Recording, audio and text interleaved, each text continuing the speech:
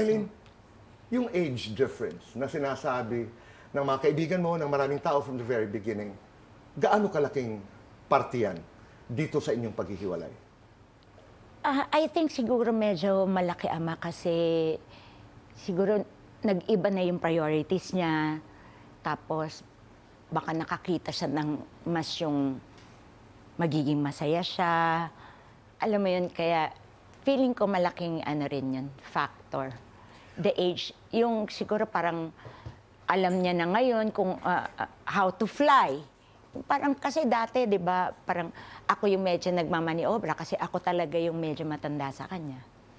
Oo. So ngayon, meron na siyang karapatan to fly, nag-work na siya, nandun na siya sa Amerika, alam mo yung gano'n. Eileen, nagpunta ka ng Amerika, pabalik-balik ka dito sa Pilipinas dahil sa trabaho.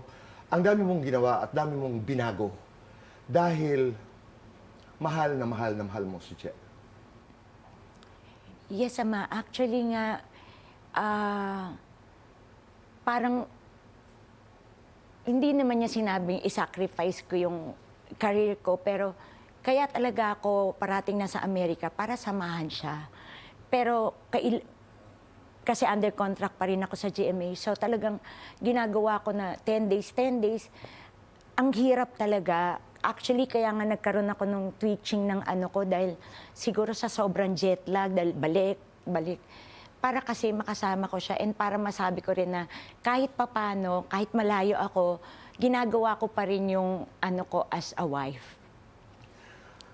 Nanonood si Gerald sa pag-uusap natin ito. Kasi hindi naman kayo nakapag-usap nung ikay bumalik ng Amerika pagkatapos nung text message na yun nung October 14. Anong gusto mong sabihin sa kanya?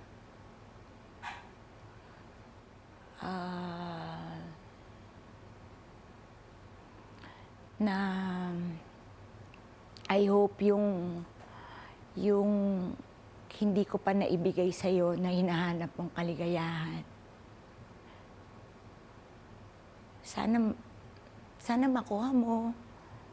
And yung hinihiling mong anak, sana magkaroon ka ng healthy child.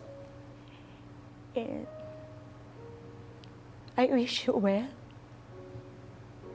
Kasi sa 10 taong pinagsamahan natin,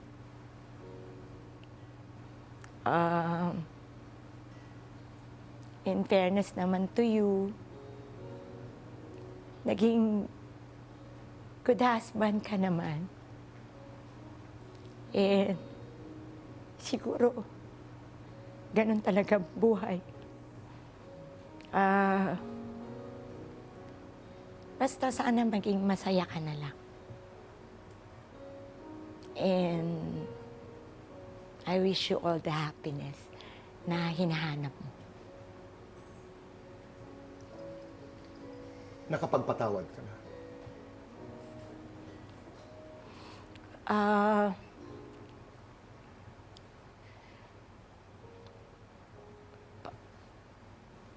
Madali kasing sabihin yung pagpapatawad eh, pero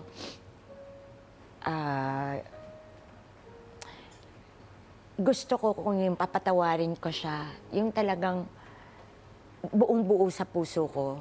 Kasi ngayon, Ama, at this point, ano pa lang kasi ako eh, nasa process pa ako ng, pinaprocess ko pa yung lahat.